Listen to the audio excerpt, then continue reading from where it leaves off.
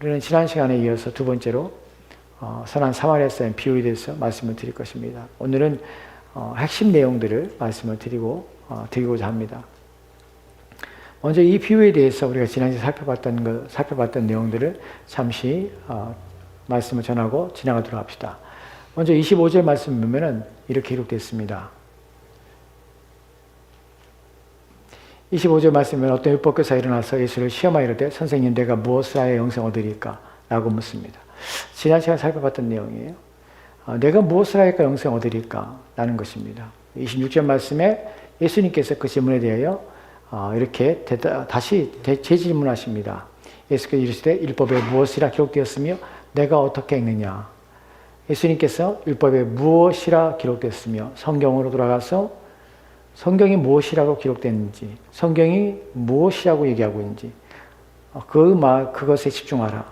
네가 아는 성경이 아니라, 네가 생각하는 성경이 아니라, 네가 이해하는 방식이 아니라 성경이 말하고 있는 내용에 너희의 생각과 너희의 마음을 맞추라는 것이.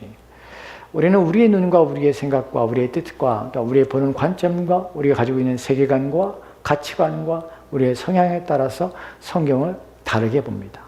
내게 합당하게, 내게 유익하게 보는 것이, 그러지 말라는 것이, 성경에 기록된 대로, 성경이 말씀하고 있는 대로 그렇게 보라는 것이. 여러분, 큐티라는 것이 있습니다. quiet time이라고 해서 경건의 시간을 갖는 것이 참 좋습니다. 좋지만 그것에 단점이 있습니다. 단점이 무엇이냐면, 큐티의 단점은 성경을 모르는 사람이 큐티를 하면 큐티가 망친다는 것이. 왜냐하면 그것을 자기 식대로 성경을 자의적으로 해석하고 이해하는 성향들을 가지게 되기 때문에 그래요. 사람들은 성경을 읽으면서 내가 원하는 대로 성경을 봅니다. 내가 원하는 대로 성경을 해석해요. 잠깐 예를 하나 들면 이런 경우들이 있습니다. 성경으로 점을 치는 사람들이 있습니다. 아침에 일어나서 성경책을 축 펴요. 그래서 축 펴서 성경을 손가락 가리켜서 그 구절을 읽습니다. 그리고 그 구절을 읽으면서 그것을 오늘 내게 주신 하나님 말씀이라고 생각하는 사람도 있습니다. 이사를 가야 되는, 그래서 긴박한 상황에서 이사를 가야 되는 상황에서 고민하고 있습니다. 기도하고 있습니다. 어느 날 성경을 펴면서 기도하면서 하나님 어디로 가야 됩니까? 하고 성경을 폈습니다. 손가락으로 가리켜서 성경을 읽으니까 북쪽으로 가라. 이렇게 북쪽으로 가요. 이렇게 성경을 읽으면 안 된다는 것이 실제로 있었던 일입니다. 한국에서 사기를 치고 도망가서 필리핀에 도망가는 사람이 있어요. 장로님이. 거기서 계속 살다가 돈 자살을 했습니다. 갈 데도 없고 기도하는 중에 하나님 어떻게 해야 됩니까? 성경을 읽다 보니까 한 구절이 눈에 띕니다. 돌아가라, 내가 다 용서하리라. 누가 용서한 겁니까? 자기가 자신을 용서하는 것이. 우리는 성경을 그렇게 봅니다. 그것이 하나님 뜻이라고 생각하는 것이. 여러분, 그렇지 않습니다. 성경 문맥에 따라서 성경이 말하고 있는 내용을 바르게 이해해야 합니다. 자기가 사기치고 나서, 자기가 잘못해놓고서 나서 성경 읽으면서 내가 다 용서하리라, 내게로라, 내 죄가를 내가 묻지 아니하리라, 그 말씀에서 스스로 자의해요. 이것은 잘못된 겁니다.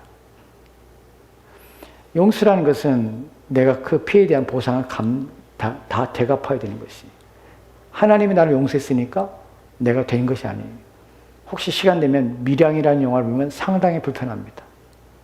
밀양이라는 영화를 한번 보십시오. 그 영화를 보면서 많이 불편합니다. 참된 그리스도인들은 정말 불편합니다. 불편하게 영화를 만들었어요. 왜냐하면 살인해놓고 아이를 유괴해 사기를 해놓고 감옥에서 그 사람이 그래요. 그 엄마가 와서 용서하러 왔습니다. 근데 엄마 앞에 나는 하나님이 나를 용서했기 때문에 나는 괜찮다고 그래요. 그 영화의 그 마지막 장면에서 그 엄마가 오해를 해요. 자기는 용서한 적이 없는데 이 사람은 하나님께서 자기를 용서했기 때문에 다 괜찮다고. 도대체 누가 누구를 용서하는 겁니까? 우리는 성경을 그렇게 봐요. 하나님은 그렇게 생각해요. 전혀 그렇지 않다는 것이. 이런 것들이 우리가 가지고 있는 성경을 잘못 보는 문제들입니다. 오늘 이 본문에서 우리가 살펴본 본문에서 무엇이라 말하고 있는가, 무슨 의미를 말하고 있는가 하는 부분을 살펴보도록 합시다. 우리가 살펴볼 본문은, 첫 번째 살펴볼 본문은 이 여기에 대해서 예수님께서 내가 어떻게 무엇이라 율법에 기록됐으며 너는 어떻게 이해하고 있냐라고 말할 때 율법사가 대답을 합니다. 27절 말씀입니다. 대답하여 이르되 내 마음을 다하여 목숨을 다하여 힘을 다하여 뜻을 다하여 주 너희 하나님을 사랑하고 또한 내 이웃을 내 자신같이 사랑하라 하였나이다. 내 마음을 다하고 목숨을 다하고 뜻을 다하고 힘을 다하여 내 주 하나님을 사랑하라. 이 말씀은 제가 나중에 한번 다시 말씀을 한번 드리겠습니다. 하나님에 대한 사랑이에요. 두 번째로는 또한 내 이웃을 내 자신을 사랑하라. 이 말씀에 대해 전체적인 내용은 다른 기회에 여러분에게 말씀을 드릴 것입니다. 중요한 것은 이것이에요. 핵심만 말씀을 드리면 하나님을 사랑하고 이웃 사랑하라는 것은 율법의 전체예요. 예수님이 말씀하신 것처럼 618개의 율법에 대해서 그 율법을 종합해서 정리하고 요약한 것이 10계명이에요. 10계명을 정리해서 요약한 것이 2계명입니다. 그것이 뭐냐면 하나님 사랑과 이웃 사랑이에요. 그래서 모든 율법과 선제는 이 2개의 명령에 달려있느니라라고 예수님께서 말씀하신 이유가 바로 그것입니다. 하나님 사랑, 이웃 사랑이에요. 근데 이것은 우리가 착각할 때의 문제가 뭐냐면 하나님 사랑과 이웃 사랑의 이원화가 아니에요. 분리가 아니에요.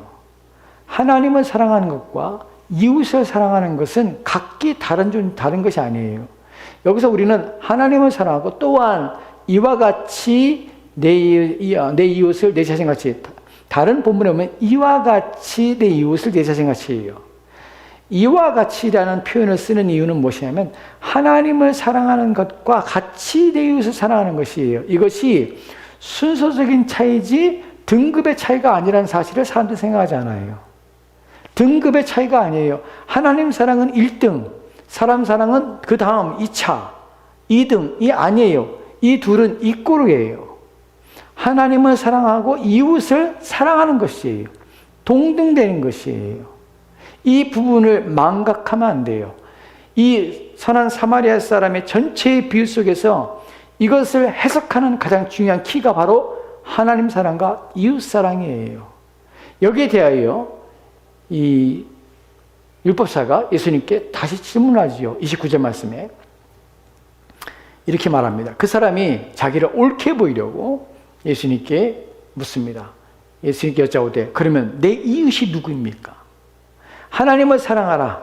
마음과 뜻과 힘과 목숨을 다해서 내 하나님을 사랑하라. 내가 그거 알겠습니다. 그렇다면 내 이웃을 내 몸같이 사랑하라 라는 말씀을 들은 말씀이라고 성경이 율법에 기록되어 있는데, 그렇다면 어떻게 내 이웃은 도대체 누굽니까? 내가 누구를 사랑해야 됩니까? 라고 묻는 것이, 여기서 이제 우리는 논리를 따라가야 됩니다. 첫 번째 내 논리는 무엇입니까? 율법사의 질문이 무엇입니까? 선생이요, 내가 어떻게 해야 영생을 얻을 수 있습니까? 라는 질문이에요. 거기서 율법에 무엇이라 기록됐으면 너는 어떻게 이해하느냐? 두 번째, 그 사람의 답변이 무엇입니까? 성경에 뭐라고 기록됐습니까? 하나님 사랑과 이웃 사랑입니다. 영생을 얻어야, 영생 어떻게 얻습니까? 하나님 사랑과 이웃 사랑이에요. 그러면 예수님께서는 28절 말씀에 뭐라고 해요? 28절 말씀에서 너도 이와 같이 행하라 라고 말합니다. 그리고 나서 바로 예수님의 비유가 나오는 것이, 비유 속에서 내 이웃이 누구입니까? 라는 물음을 나오는 것이, 그 다음에 예수님 비유가 나옵니다. 그리고 이제 예수님께서 30절부터 이제 선한 사마리아 사람 비유가 나옵니다. 30절 보면은 같이 읽도록 합시다. 시작. 예수께서 이렇게 대답하여 이르시되 어떤 사람이 예루살렘에서 여리고로 내려가다가 강도를 만나매 강도들이 그 옷을 벗기고 때려 거의 죽은 것을 버리고 갔더라. 아멘. 여러분이 따라올 것은 것입니다. 어떻게 영생 얻을 수 있습니까? 하나님 사랑과 이웃 사랑이다. 누가 내 이웃입니까? 라는 질문이에요. 그리고 예수님께서 누가 이웃인지를 지금 말씀하고 있는 것이에요. 그러니까 이것은 처음으로 돌아가면 영생을 어떻게 얻을 수 있습니까? 이웃 사랑과 관련이 있어요. 근데 이웃 사랑을 어떻게 보여주냐? 누가 내 이웃입니까? 라는 질문에 대하여 예수님께서 지금 답변하시는 것이, 예수님 비유로 합니다. 한 사람이 있는데 이 사람이 예루살렘에서 여리고로 내려가더라 라고 말을 합니다. 이 부분에서 잠깐 여러분에게 설명드릴 것이 있습니다. 성경을 잘못 해석하면 통유적 해석이라는 것이 있습니다. 알레고리 해석이라고 해요. 그 부분에서 여러분이 말씀을 드리면 성경을 이렇게 엉뚱하게 해석한 사람도 있습니다. 예루살렘에서 여리고로 내려가다라는 것이, 예루살렘은 하나님의 두성이고 거룩한 곳이고 여리고는 타락한 도시이기 때문에 신앙이 내려간다라고 번역하고 해석하는 잘못된 가르침하는 이상한 사람들이 있습니다. 이거 사기예요. 전혀 그런 의미가 아니에요. 이건 지리적인 의미예요. 여리고는 높은 곳에 있고 여리고는 낮은 곳에 있고 예루살렘은 높은 곳에 있어요. 높은 곳에서 낮은 곳으로 내려간 것이에요. 내려간다고 하지 그럼 이거 올라간다고 말을 합니까? 근데 이것을 알레고리 즉 풍유적 해석이라고 해서 신앙이 내려가면 문제가 생긴다고 말하는 것이에요. 물론 신앙이 내려가면 문제가 생기면 맞습니다. 하지만 본문이 말하고 있는 것은 아니에요. 잘못이에요. 갖다 붙이면 안 되는 것이에요. 그렇게 해석하면 안 되는 것이에요. 나중에 또 이 얘기를 또 말씀드리겠습니다. 그리고 강도를 만났습니다.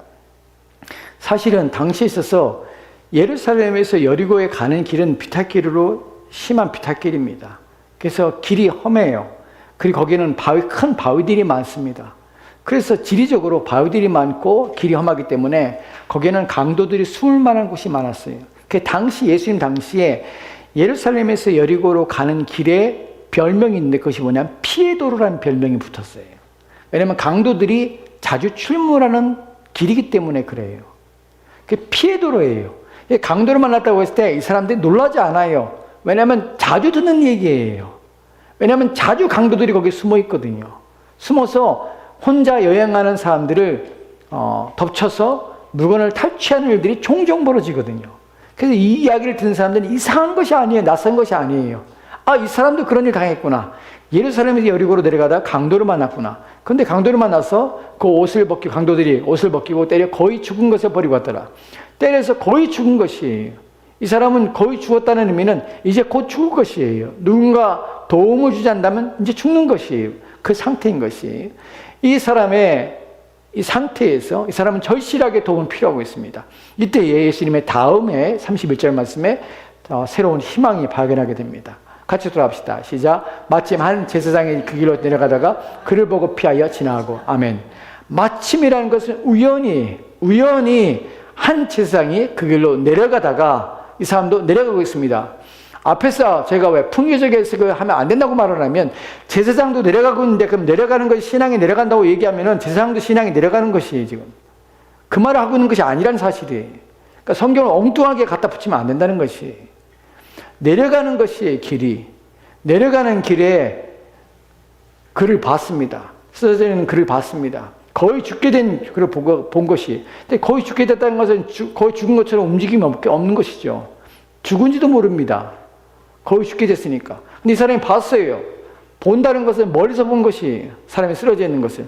그리고 이 사람도 알았었겠죠. 아, 강도를 만났구나. 이 사람 죽었나? 하고 생각할 수도 있어요.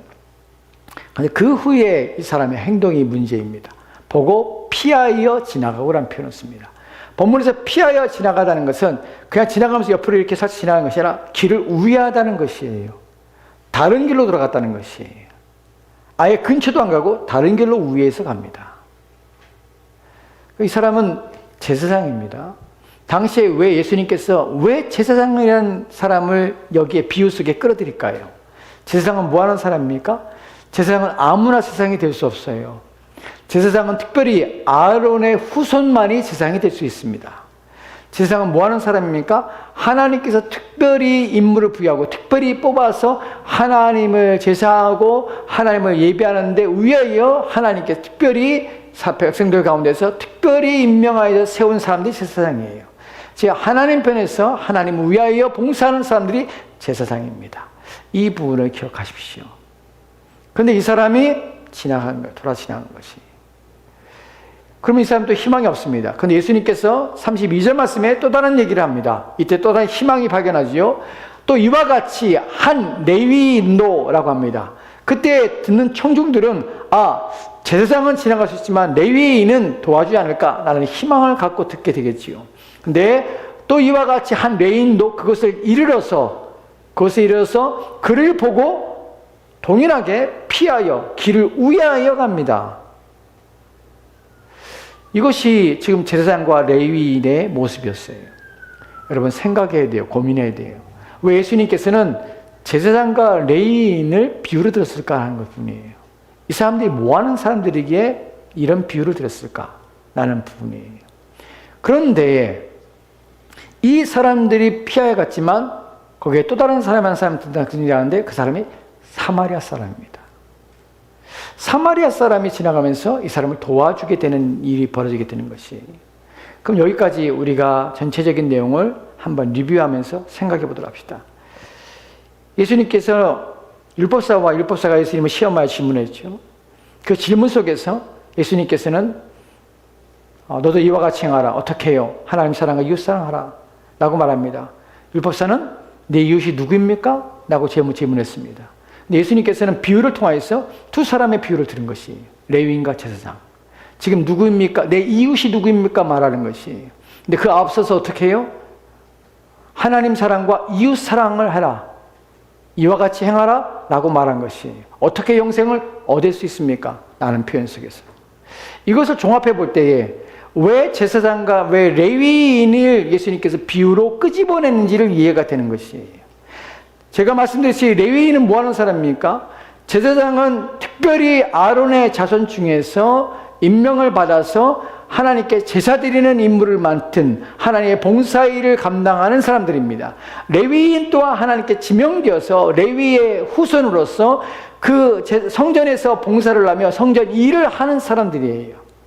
이 사람들만 비유로 드는 것이에요. 또 다른 유대인, 또 다른 일반 사람들의 비유가 이 비유 속에 등장하지 않고 있다는 것이에요. 뭐 하는 사람들만 비유 속에 들어갑니까? 하나님께만 봉사하는 사람들이 들어가는 것이에요. 이 사람들의 특징이 무엇입니까? 성전에서 봉사하는 사람들이 가지고 있는 특징은 무엇이냐면 하나님의 일을 위하여 선출되어서 하나님의 일을 하는 사람들입니다. 그럼 무엇에 우선적이고 있습니까? 하나님께 우선적인 것이에요. 그리고 하나님 사랑하는 일에 하나님 사랑한다고 여기는 사람들이에요. 이 사람들에서 피할 것이 무엇입니까? 부정이에요. 부정. 내가 하나님을 섬기기 위해서 피해야 될 것이 부정이에요. 부정. 왜냐하면 부정한 사람은 하나님의 성전에서 일을 할 수가 없기 때문에 그래요. 그 부정을 일으키는 것이 뭐냐면 죽음이 죽음. 사람의 시체. 7일 동안 부정합니다. 제사장은 왜 피합니까? 내가 저 사람을 가까이 갔을 때 죽은 시체에 가까이 갔을 때 만지거나 혹시는 부정을 타서 내가 하나님의 일을 하지 못할까 피하여 간 것이. 레위인도 마찬가지예요. 피하여 간 것이에요. 왜 이 두 부류만 예수님의 비유 속에 드냐면 바로 이런 문제 때문에 그런 것이. 우리는 신앙에 있어서 성경에 어떻게 영생 얻을 수 있습니까? 내 마음을 다하고 뜻을 다하고 목숨을 다하고 힘을 다하여 내 하나님을 사랑하라. 또한 내 이웃을 내 몸같이 사랑하라 라고 하는데 하나님을 섬긴다는 이유 때문에 나는 부정하면 안 된다는 이유 때문에 죽어가는 사람을 두고 피하여 가는 사람들의 내용을 예수님께서 드는 것이에요. 무엇 때문에? 의식적인 부정을 피하기 위해서. 그래서 이 두 사람이 대표적으로 들어가는 것이 무엇을 말하고자 하는 것입니까? 하나님을 사랑한다는 이유 때문에 하나님을 사랑한다는 것이 우선이라고 생각하기 때문에 내가 해야 될 이웃사랑을 하지 않는 우를 범한다는 것이에요. 이것이 위선이고 이것이 잘못된 신앙이라는 것이에요. 내가 하나님께만 봉사하고 하나님께만 열심을 내고 내가 하나님께만 하면 돼. 그리고 내 이웃에 대하여 내 주변 사람에 대해서는 내가 아무렇게나도 괜찮아 라고 착각하며 사는 것은 위선입니다. 잘못된 것이에요. 우리가 요한일서 4장 27절 말씀은 이렇게 기록되어 같이 보도록 합시다. 같이 읽겠습니다. 시작. 누구든지 하나님을 사랑하노라 하고 그 형제를 미워하면 이는 거짓말하는 자니 보는 바 그 형제를 사랑치 아니하는 자가 보지 못하는 바 하나님을 사랑할 수가 없느니라. 아멘. 여기서 명확하게 나오죠. 하나님을 사랑하노라 하고 형제를 미워하면 이는 거짓말하는 자야. 왜냐하면 보는 바 그 형제를 사랑하지 않는 자가 보지 못하는 바 하나님을 사랑한다는 것은 거짓말이에요. 제가 이미 말씀드린 것처럼 하나님 사랑과 이웃 사랑은 분리될 수가 없는 것이에요. 내가 하나님을 사랑한다는 것은 이웃도 사랑하는 것이에요. 내가 교회에서 봉사하고 교회에서 헌신하지만 내가 세상에서 나가서 내 삶을 살아갈 때 나는 동일하게 모든 사람을 대할 때 누구를 대하듯이 하나님 사랑을 대하듯이 사랑하는 자로 또한 이웃을 그 사람 모든 사람에게 그렇게 사랑하는 자로 삶을 살아야 한다는 것이에요. 우리는 이원론적인 삶을 살면은 안 된다는 것이 본문에서의 중요한 부분입니다. 신자들이 있어서 교회 안에서의 삶이 다르고 교회 바깥의 삶이 다른 사람들이 있습니다. 이원론이에요. 이것을 하나님 결코 기뻐하지 않습니다. 신자는 교회에서도 신자고 세상에서도 신자여야 합니다. 동일해야 합니다. 내가 교회 안에서 목사면 세상에 나가서 삶을 살 때도 누구에게도 목사여야 합니다. 또한 내 세상에서, 교회에서 장로면 세상에서는 장로여야 합니다. 집사면 집사여야 되고 권사면 권사다운 삶을 살아야 합니다. 그런데 그렇게 아는 사는 사람들이 너무나 많다는 것이, 교회 안에서는 거룩한 것처럼, 교회 안에서는 신실한 하나님의 사람처럼 여기 보이면서 세상에 나가면은 다 교회 안에서의 직분과 또한 교회 안에서의 받은 바 책임을, 받은 바 하나님께 앞에서의 삶들을 망각한 채 막 사는 사람들이 얼마나 많은지 모릅니다. 이 부분이 문제예요. 우리 신앙의 이 원론의 문제들. 우리는 저는 교회에서의 목사고 저희 가정에서도 목사입니다. 목사의 직분을 행한다는 것이 아니라 목사로서 합당하게 행하는 것이, 또 누구를 만나는지 목사답게 살아야 되는 것이, 그렇지 않으면 이것은 거짓이고 위선입니다. 주님께 지금 책망하는 것이 바로 그것입니다. 여러분, 우리 이런 삶을 살아가는 것이 쉽지는 않습니다. 또한 이런 삶을 요구받고 있다는 사실에 대하여 우리가 마음이 무거울 수도 있습니다. 그러나 그래야 돼요. 여러분, 그렇지 않은 사람들이 얼마나 많습니까? 저는 그렇지 않은 사람들을 너무나 많이 봅니다. 또한 경험해 왔고 보고 있습니다. 심지어는 장로이면서 자기가 바깥에 나가서는 장로라고 절대로 말하지 않는 사람이 있습니다. 캘리포니아에서 만났던 사람인데, 자동차 딜러하는 사람들, 저 자동차 정비하는 사람들 절대로 말하지 않아요. 왜 말하지 않습니까? 왜냐하면 사기를 쳐야 되거든요. 제대로 고치지 않고서는 돈을 더 얹혀서, 또한 자기가 그 값보다 더 많이 얻어내기 위해서 거짓말을 하고 속입니다. 신자가 아니죠. 신자는 교회에서도 신자고 밖에서 신자예요. 좀 이런 얘기 예를 좀 여러 가지 예를 좀 드려야 되는데, 한국에서 신앙생활 할 때에 참 부끄러운 일이, 신자답지 못한 부끄러운 일을 참 많이 경험합니다.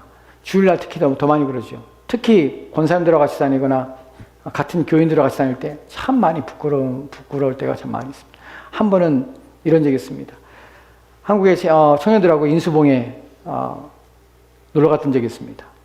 가서 인수봉의 꼭대기까지 올라가서 보고서는 내려오는 길이 있어요. 그때 4월 1일인데 그날 인수봉 올라가다 보면은 그 꼭대기 정상쯤에서 골짜기가 있습니다. 골짜기는 찬바람이 부기 때문에 얼음이 얼어 있어요. 눈도 막 녹지 않고 얼어 있어요. 근데 거기에 그 가는 길 속에 길이 큰 비탈길 바위가 있고, 그 바위 아래에 줄로 그 길을 지나갈 수 있는, 한 사람만 지나갈 수 있는 외길이 있습니다. 만들어 놓은. 근데 거기는 한 사람만 지나기 때문에 올라갈 때에 올라가는 사람들, 내려올 때 한 사람 내려오고 이렇게 가요. 근데 이제 인수봉 올라갔다가 내려오는 길에 보니까 사람들이 많이 왔다가 내려갔는데 그 외길에서 다 막힌 거야. 그 길에서. 그러니까 어떻게 돼? 줄을 쫙 쓴 거예요. 가만히 보니까 한 2시간은 기다릴 것 같아요. 해 떨어지고. 근데 그걸 어떻게 해요? 줄 서야지. 다 줄 섰습니다. 천천히 지나가기 위해서. 한 사람 서서 지나가도록. 그게 다 줄 서고 있는 거예요. 근데 갑자기 거기서, 저 앞쪽에서, 목사님! 집사님! 빨리 오세요! 뭐 소리를 지르는 거예요. 자리 맡았어요! 한 사람이 가서 그 앞쪽에 서서 저 뒤에서 우리보다 훨씬 뒤에 있는 사람이 다 부르는 거예요. 떼거지로 우르르 내려가는 거예요. 그 서 있던 사람들이 뭐가 되겠어요? 그 주위에 다 기다리고 있는데, 목사님, 집사님, 막 제가 창피해서 청년들하고 얼굴이 화끈거려가지고, 그 사람들이 무슨 생각하겠어요? 교회에 다닌다는 미친 것들이 저런 짓거리 하고 있다고. 여러분, 한국에 지금도 그런지 모르겠어요. 권사님들하고 가끔 신방을 다니면서 버스를 타고 지하철을 탈 때 너무 부끄러워. 하지 말라고 그래요. 권사님들이 버스 타고 가다가 자리 하나 나면은 가방부터 던져, 가방부터. 자리 하나 나면은 멀리서 가방부터 확 던져. 가방 딱 떨어진 다음에 막 달려가. 그 다음에 딱 나서, 김권사! 자리 났어! 이리 와! 그 다음에 옆에서 막 엉덩이로 막 밀어. 얼굴이 화끈화끈해. 거기서 가만히 있는 게 아니라 목사님! 목사님! 이리 와! 이리 와! 그 앞에 사람이 서 있으면 그 사람이 일어나면 그 사람이 앉아야 될 거 아니에요. 그 자리를 가방을 턱 놓고서는 목사님! 목사님! 목사님! 빨리 와! 너무 창피해. 차라리 다른 칸으로 도망가든지 너무 부끄러워. 이런 일을 해요. 우리 일상에서 이렇게 부끄러운 그리스도인을 하면서 기본적인 예의조차 없는 그리스도인.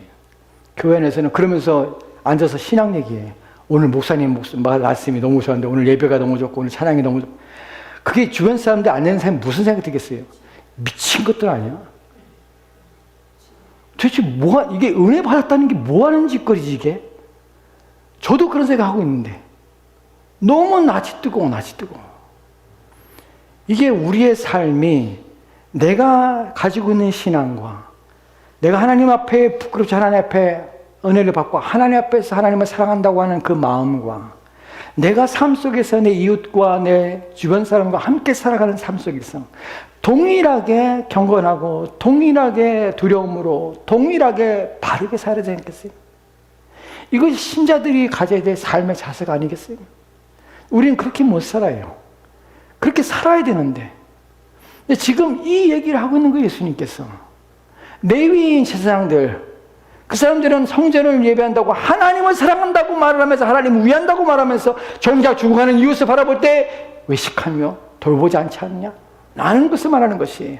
그렇다면 주님 뭐라고 말합니까? 내가 하나님을 사랑하고 이웃을 사랑하라. 이와 같이 행하여야 내가 영생 얻으리라. 하는데 우리는 하나님만 사랑하면 된다고 생각하면서 하면 영생을 받지 못한다는 말이에요. 거기서 선한 사마리아 사람이 나오는 것이. 이제 33절과 34절 말씀은 한 사람이 등장합니다. 또 다른 사람이죠. 같이 들어갑시다. 시작. 어떤 사람과 사마리아 사람은 여행하는 중 거기에 이르러 그를 보고 불쌍히 여겨 가까이 가서 기름과 포도주를 그 상처에 붓고 싸매고 자기 짐승에 태워 주막으로 데리고 가서. 아멘. 본문에 보면 사마리아 사람 등장합니다. 이 이야기는 우리에겐 충격이 아닙니다. 하지만 이 이야기를 듣고 있는 유대인들에겐 충격이에요. 왜냐하면 사마리아 사람은 유대인들에게 있어서 개예요, 개. 무슨 말이에요? 상종하지 못하는 사람이에요. 가까이 하지도 않아요. 말도 걸지 않아요. 쳐다보면 피해가는 사람이 사마리아 사람이에요. 그렇게 무시하는 사람이에요. 근데 그 사마리아 사람이 이 이야기에 등장하는 것이에요. 사마리아 사람이 여행하는 중에 이르러 그를 보고 불쌍히 여겨서 가까이 가서 기름과 포도주를 그 상처에 붓고 싸매고 자기 짐승에 태워서 어디로?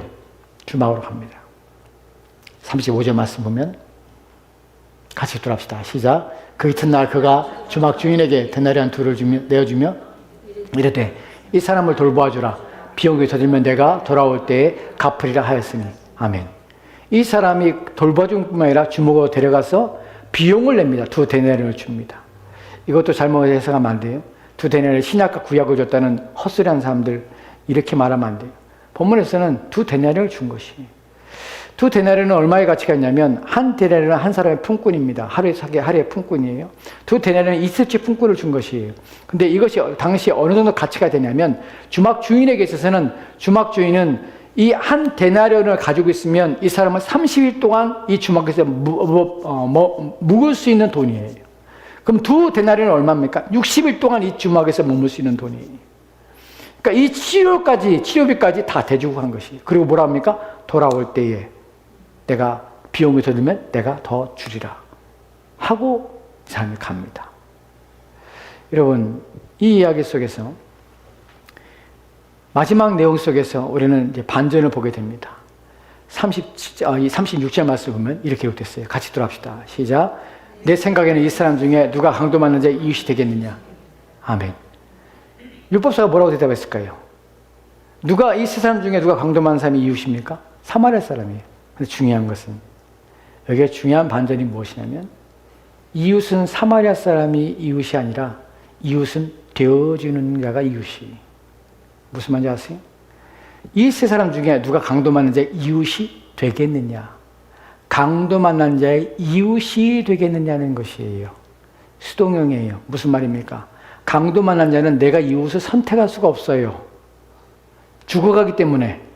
내가 이웃을 선택하는 것이 아니에요. 내가 이웃을 찾는 것이 아니에요. 이웃은요, 되어주는 것이에요. 누가? 내가 강도 만난 자의 이웃이 되어주는 것이. 여기서 이웃의 개념이 바뀌는 것이. 하나님은 우리에게 무엇을 요구하시냐면 누가 내 이웃입니까? 라고 말할 때 네가 이웃을 선택하는 것이 아니야. 유대인들은 이웃을 선택합니다. 누가 내 이웃입니까? 라고 묻는 이유가 무엇입니까? 내가 선택할 수 있는 이유. 내가 원하는 이웃이 누구입니까? 내가 알아야 될 내 이웃이 누구입니까? 누가 결정권이 누가 있습니까? 나한테 있는 것이에요. 유대인들의 이웃은 유대인들이에요. 같은 유대인들이에요. 그리고 유대인들의 또 다른 확장선 속에서 유대인이 이웃이라 여기는 사람이 누구냐면 개종한 유대인들이에요. 그 외에는 유대인이 이웃이 아니에요. 그래서 내가 선택하는 것이에요. 누가 내 이웃입니까? 우리도 이렇게 묻죠. 주님, 누가 내 이웃입니까? 묻습니다. 근데 주님 뭐라고 합니까? 누가 이 강도만한 자의 이웃이 되어졌느냐? 즉 이웃은 내가 만드는 것이 아니라 필요한 사람에게 내가 찾아가서 이웃이 되어주는 것이에요. 내가 그의 이웃이 되어주는 것이 주님이 원하시는 이웃이에요. 우리와의 생각과 너무나 차이가 있는 것이, 이웃은 내가 만드는 것이 아닙니다. 내가 선택하는 것이 아닙니다. 우리는 교회 안에서도 내가 내 형제를 선택하는 것이 아니라 주님이 우리를 함께 형제로 불러주신 것이에요. 여러분이 선택해서 온 것이 아니라 하나님이 우리를 한 교회의 씨로 우리를 불러주신 것이에요. 그래서 내가 그에게 이웃이 되어주는 것이에요. 그의 필요를 채워주는 것이에요. 이 사람은 내 이웃일까? 이 사람은 나랑 성향이 맞으니까, 나랑 내가 좋아하니까, 이 사람은 내가 원하는 가치와 또 내가 바라는 것, 나랑 대화가 통하고 나의 삶의 수준이 비슷하니까 내가 내 이웃을 삼아야지, 내가 가까이 해야지. 여러분, 세상은 강자의 노조를 살아갑니다. 강자 앞에 비굴해지고 강자랑 친해지기 원하고, 또한 강자와 나보다 더 높은 사람들을 친구로 만들기 원하고, 또한 그래야 내가 무엇인가 유익하고 그래야 내가 힘 있는 것처럼 보입니다. 성경은 전혀 그렇지 않습니다. 우리는 강자에게 비유를 맞추는 것이 아니라 약한 자에게 너희가 찾아가고 약한 자에게 너희가 이웃이 되어주라고 말씀하고 있다는 사실이에요. 전혀 다른 이야기예요. 그래서 우리는 세상과 다른 논리 속에서 하나님 말씀을 듣고, 하나님은 그렇게 우리로 하여금 이웃이 되어지라고 요구하는 것이, 저와 여러분은 이웃이 되어줘야 합니다. 누군가 연약한 자에게 이웃이 되어줘야 합니다. 누군가 필요한 자에게 이웃이 되어줘야 합니다. 너는 내 이웃, 너는 내가 나한테 좋은 거 주니까, 너는 내 마음에 드니까 너는 내 이웃이야 라고 생각하는 것은, 우리는 하나님의 내 이웃을 내 몸과 사랑하라 라는 것을 어기고 있는 것이에요. 눈에 보이는 형제를 사랑하지 않으면서 눈에 보이지 않는 하나님을 사랑한다고 말하지 마 라고 말하는 것이에요. 내가 정말 하나님을 사랑한다면 너는 눈에 보이는 형제를 가서 이웃이 되어주고 그 형제를 사랑해라 라고 말하는 것이에요. 마지막으로 37절 말씀에 마지막 말씀 모두 마치합시다. 같이 돌아갑시다. 시작. 이르되 자비를 베푼 자니이다. 예수께서 이르시되 가서 너도 이와 같이 하라 하시니라. 여기서 율법사에 아주 교만한 마음이 있습니다. 사마리아 사람이라고 말하지 않아요. 입에 담지도 않아요. 뭐라고 말합니까? 이 세 사람 중에 누가 강도 많은 자의 이웃이 되어졌느냐? 누가 자비를 베푼 자니이다 라고 말을 해요. 예수님이 뭐라고 말하죠? 너도 이와 같이 하라. 가서 행하라. 사실 이 비유 속에서 두 번 행하라는 단어가 나와요. 한 번은 마음을 다하고 목숨을 다하고 뜻을 다하고 힘을 다해 내 주 하나님 사랑하고 내 이웃을 내 이웃을 내 자신같이 사랑하라 라고 성경에 기록되어 있습니다 라고 말하니까 너도 이와 같이 행하라 예수님이 말씀하셨습니다. 그리고 비유를 말씀하신 후에 또다시 너도 이와 같이 행하라. 어떻게 해요? 사마리아 사람처럼 이웃이 되어지라는 것이. 여러분, 33절과 34절, 35절 말씀에서 사마리아 사람의 내용을 우리가 살펴봤어요. 여러분들이 알지 못하는 내용이 그 안에 담겨져 있습니다. 이 사람이 여행 중이에요. 여러분, 이 사람이 한가한 사람이 아니에요. 여행한다는 것은 관광이라는 말이 아니에요. 갈 목적지가 있고 해야 될 일이 있다는 것이에요. 그 일을 행하러 가는 것이에요. 이 사람은 한시가 급한 사람이에요. 그런데도 자기의 시간을 내어서 이웃이 되어주기 위해서 그 사람을 나귀에 싣고 주막에 데려다 놓고, 그리고 주막에다가 2달이나 주고, 이 사람이 얼마나 급한 사람이면 이 사람을 다 치유하지 못하고 그때까지 기다리지 못하고 자기 길을 갑니다. 왜요? 이 사람은 약속이 있는 사람이에요. 해야 될 일이 있는 사람이에요. 그런데도 불구하고 이 사람이 내가 다시 돌아오면 그 일을 마치고 돌아와서 경비가 더 들면 내가 더하여 주리라고 말하는 것이. 즉 우리는 우리의 시간이 날 때 이웃이 되어지는 것이 아니에요. 하나님께서 우리 가운데 원하시는 이웃 사랑이라는 것은, 내 이웃을 내 몸같이 사랑하라는 것은 내 시간이 날 때, 내가 기분이 좋을 때, 내 마음에 들 때라고 하는 것이 아니에요. 우리가 분주하고 바쁘고 내 힘들어도 우리는 언제나 누군가의 도움이 필요하다면 이웃이 되어주기 위해서 우리는 준비하며 이웃이 되어줘야 되는 것이에요. 그것이 내가 하나님을 사랑하기 때문에 내 이웃을 그렇게 사랑할 수밖에 없는 것이에요. 하나님의 일을 위해서라면 그렇게 할 수 있지만 다른 사람을 위해서라면 내가 그렇게 하지 못한다는 것은 내게 문제가 있는 것이에요. 하나님을 사랑한다면 우리는 내 이웃을 위해서도 동일하게 그렇게 행해야 하는 것이에요. 이것이 하나님이 기뻐하시는 이웃 사랑입니다. 누가 내 이웃입니까? 이웃은 네가 만드는 것이 아니야. 어떻게 됩니까? 이웃은 네가 되어지는 것이야. 잊지 마십시오. 저와 여러분은 이웃이 되어져야 합니다. 우리의 삶은 이원적이 아니라 동일한 삶으로 삶을 살아가야 합니다. 교회에서 하나님을 섬기듯이 우리의 삶의 자리에 어디든지 하나님을 사랑하듯이 우리의 모든 곳에서 하나님 앞에 부끄럽지 않냐고, 모든 사람에게 부끄럽지 않는 그런 신자다운 삶을 살아야 되는 것입니다. 기도합시다.